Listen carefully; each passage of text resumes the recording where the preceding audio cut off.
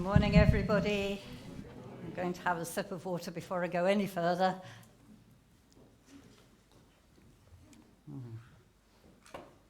Feels like ages since I was last with you, but it's really good to be here with you again this morning. And as Deb's already said, this morning we're beginning a new series looking at God. And we're going to begin right back at the very beginning. So if you're all sitting comfortably, please come back with me before the dawn of time, when the earth was formless and empty, and darkness was over the face of the deep.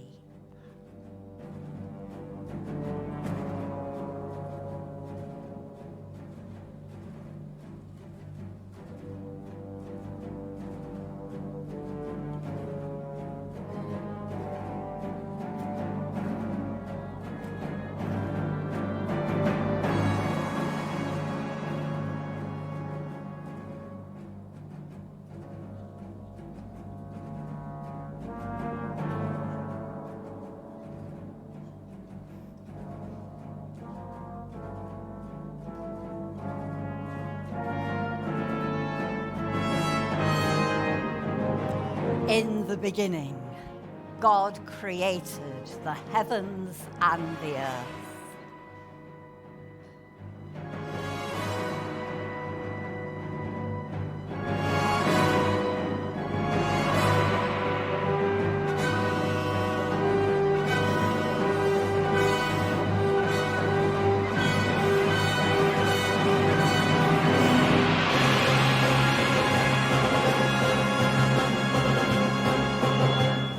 In the beginning was the Word, and the Word was with God, and the Word was God. He was with God in the beginning. Through him all things were made. In him was life, and that life was the light of all people.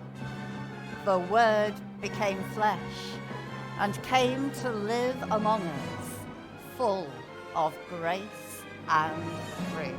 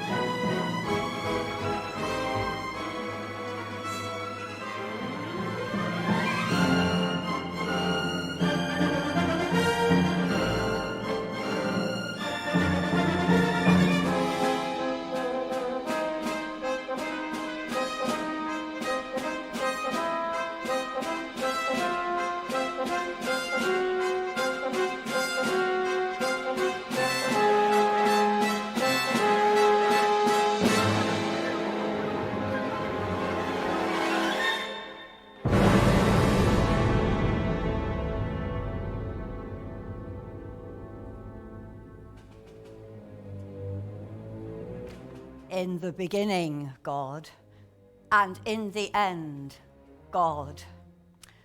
I am the Alpha and the Omega, says the living God, the first and the last, the beginning and the end of all things.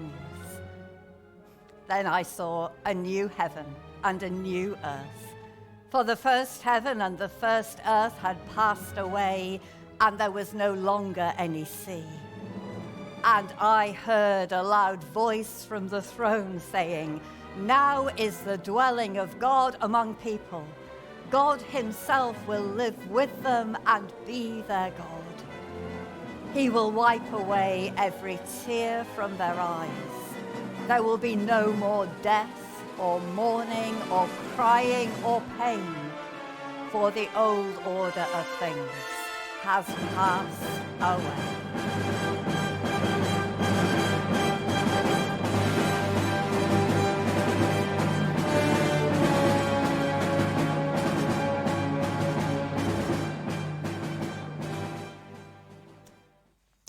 Back in the 16th century, the Polish astronomer Nikolai Copernicus made a discovery that changed the way people looked at everything.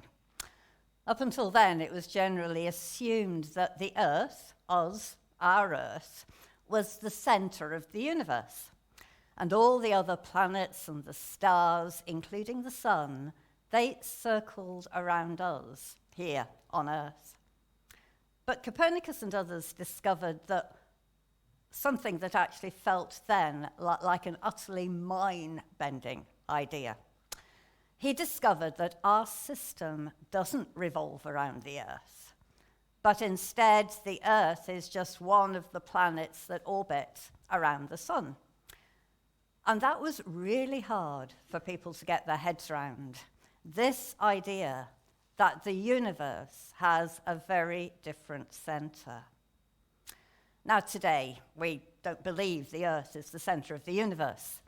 But we human beings, we still believe, don't we, that we're at the center of life and that the world revolves around us. But the Bible tells another story, a better story, a more liberating and infinitely more hopeful story.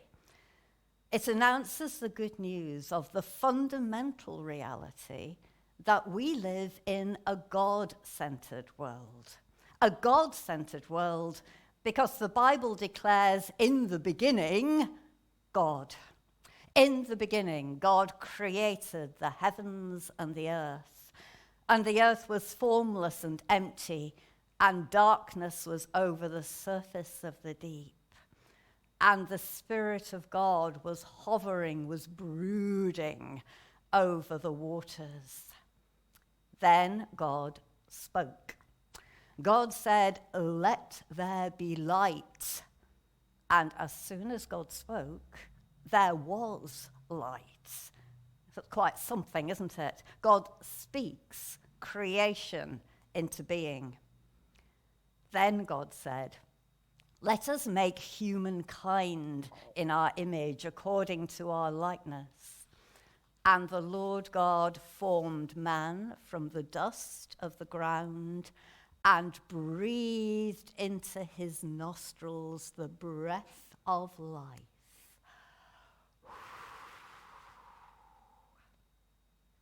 And man became a living creature. In the beginning, God.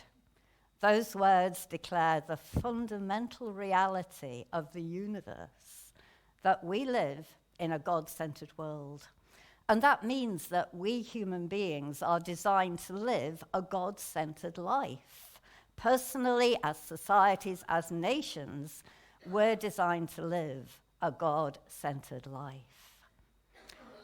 When we lived in Wales, we took the grandchildren on one of their visits to us, to the Welsh Hawking Centre just outside Cardiff. And I know Debs has been there. I don't know if any of the others of you have ever been to the Welsh Hawking Centre. It's worth a visit if you're in that part of the world. And the brave among the visitors, they get the chance to have these wonderful, powerful birds perch on their arms. We had one brave person among us. And I have to tell you, it wasn't me. Some of you know that I'm famous for when I was 5 years old, running away from my friend's tortoise. But there was one very brave person who had the falcon come and perch on their arm. But whether you do that or not, everyone gets to watch the falconers flying the hawks. And what happens is the falconer releases the falcon and it soars almost out of sight. And then the falconer begins to call. And the falcon begins to circle around that voice. And all the while it flies, it's the sound of that voice that holds the falcon circling until the falconer calls the falcon back and it comes. Watching that relationship between the falcon and the falconer reminded me of the words of a famous Irish poem, but don't let that scare you. A famous Irish poem by the poet W.B. Yeats, who'd obviously been watching a falcon somewhere, because he wrote of that falcon, turning and turning in the widening gyre, the widening circle, the falcon cannot hear the falconer. Things fall apart. The centre cannot hold. Mere anarchy is loosed upon the world. The best lack all conviction, while the worst are full of passionate intensity. Things fall apart. Yeats was talking about Ireland in 1919 as the country was beginning to tear itself apart in the Irish Civil War. But it also feels a pretty accurate description of what's happening in our world today, doesn't it? You see it on your screens every day. War in the Ukraine, grinding on. And not just in the Ukraine, in Yemen, South Sudan, Haiti, Myanmar, I could go on and on and on. People living in the midst of unimaginable violence and war and hardship. And getting closer to home, people choosing between heating and eating, worried about how to make ends meet. And that's before we step back and think about what's happening to our planet and our children's future. It's all a bit of a mess, isn't it?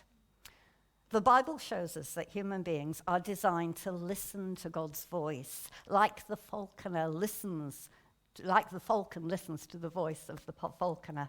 Human beings are designed to live a God-centered life. And when we fail to listen, when God isn't at the center of our personal and our communal and our national lives, things fall apart. And it's grim.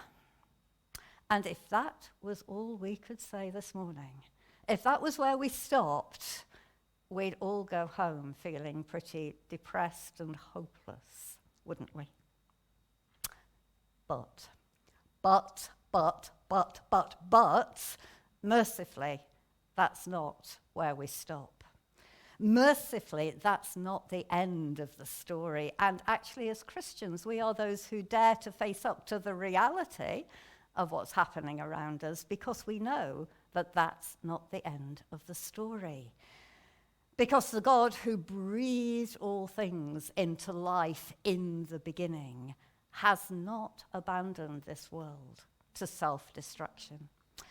In the beginning, God created, says Genesis 1. And then, did you notice the opening words of that second reading? Words from the opening of John's Gospel. In the beginning was the Word, and the Word was with God, and the Word was God. Did you notice those words? In the beginning.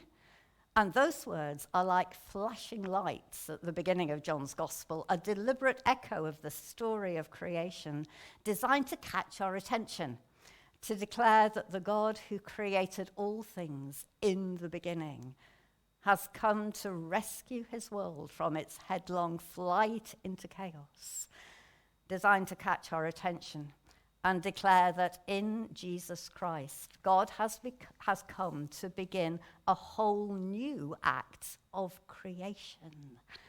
In the life, death, and resurrection of Jesus, God has come to renew, to repair, to restore this beautiful but broken world, to begin to make his world anew. That's the hope that we have to offer to the world. This world of this work of making all things new, and in this work of making all things new, God begins with us. As God comes to call us back to the life we were made for.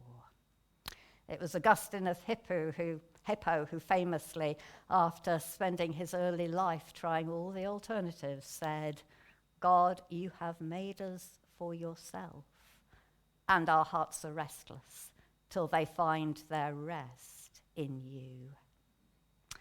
We are designed for the freedom and the joy of a God-centered life, soaring like the falcon. But none of us are there yet, are we? Oh, we get tastes that make us hungry for more. We get glimpses, but we all fall so far short of a fully God-centered life. We get caught up, we get entangled, we get distracted by so many things.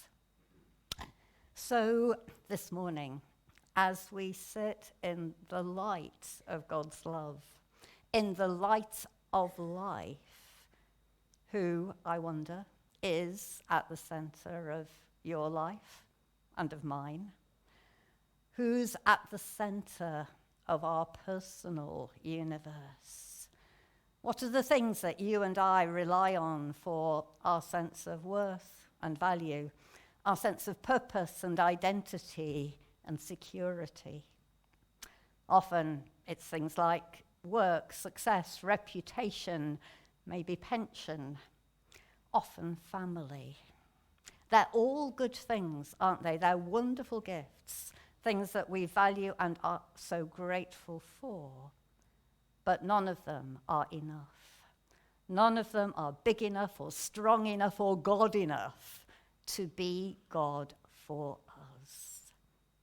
It was Martin Luther who said, that to which your heart clings and entrusts itself, that, I say, is really your God. Now, we may not have idols in the corner of our living rooms, but we and our society have all sorts of idols hiding in the corners of our hearts. I sometimes think that the biggest rival in our day for that place at the center of our lives, and I hesitate even to say this, but I often think that the biggest rival today for that thing at the center of our lives is God's precious gift of family. Now, don't get me wrong, family is hugely important and incredibly precious. I'm not saying anything to undermine the importance of family. And one of the great joys of retirement, I encourage you who aren't there yet, is having more time for family. Family is such a precious gift. But I remember a friend once telling me about a dream she had that obviously disturbed her. And in her dream, she was in a burning house with her children. And God asked her to throw her children out of the burning building, to throw them through the window to him. And God promised to catch them. But could she trust God to catch them, these precious, precious children? Would you? Would I? You know, so much of what we're talking about in all of this comes down to the question, do we really trust God? To trust that God is so good and so loving when it comes down to us with the real things of life, with the things that really matter, do we trust God? Do we trust the God who loves our families even more, if you can imagine that, than we love them? And who loves us and every man, woman, and child across this world with a love that's beyond our imagining, with a love that is so powerful it raised Jesus from the dead. The astonishing good news this morning is that we are being offered a life that's anchored in the forgiving, healing, wise, and powerful, unfathomable love of God. A God-centered life, a God-anchored life that can set us free to live life in all its fullness. The life in all its fullness that comes as we give our lives to God and to his wonderful mission of making this beautiful but broken world new. A few years ago, I was talking with one of the leaders of one of the local boroughs in London. And this man was a Christian, and he'd felt called to serve God as a local politician, and God bless them all. And he had poured himself into trying to make life better for some of the most deprived communities in his very deprived borough. And to be honest, he was utterly worn out. And he looked at me and he said, in one of those moments of real honesty, "How do you keep going?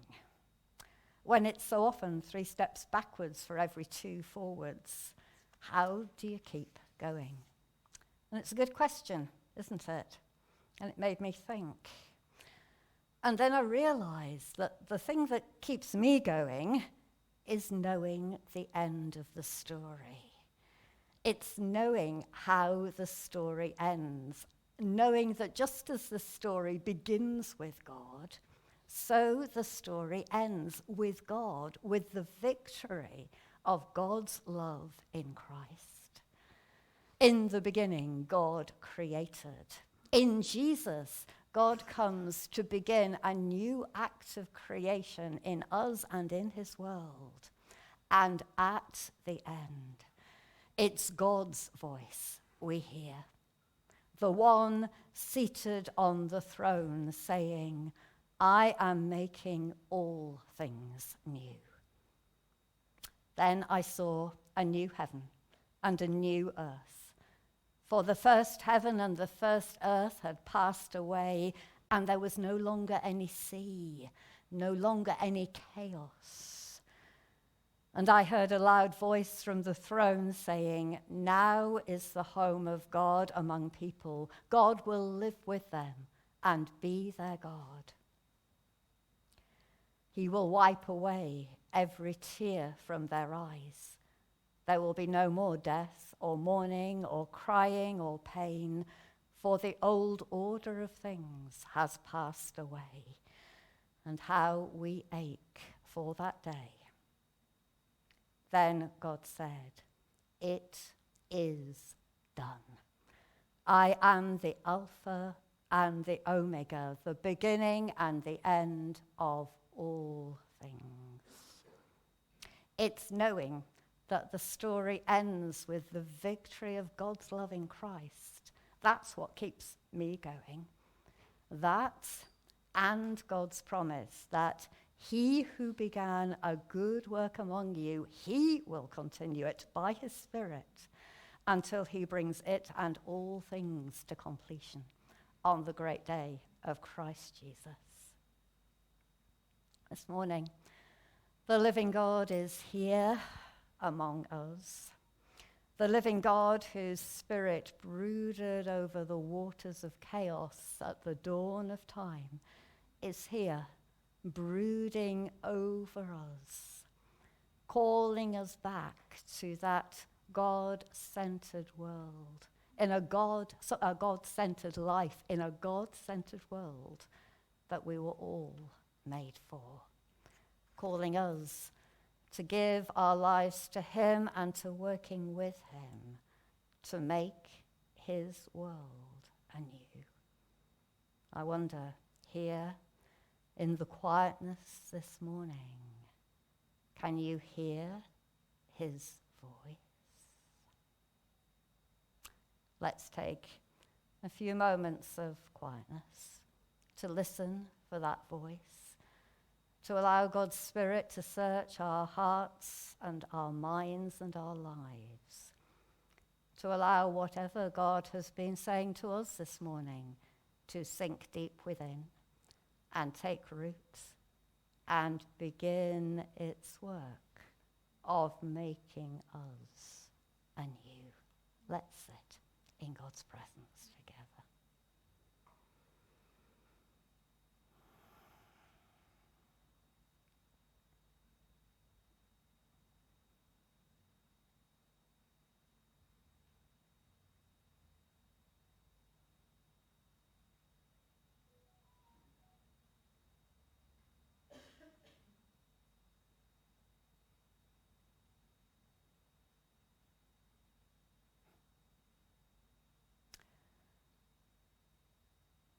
Oh, my people, how I love you. Listen to my voice and come.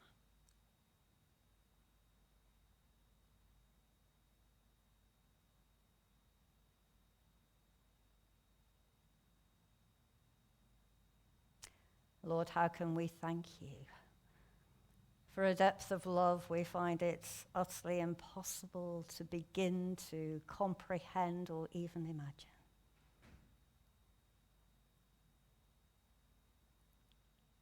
But Lord, in the best way we can, as the people we are and aren't, we come this morning.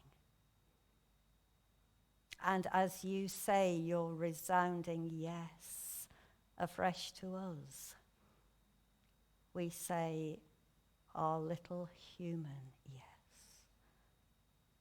back to you. Thank you that you take that yes, Lord, and you work with it in such love and wisdom and power. Lord, how can we thank you? We bless you. In Jesus' name, amen.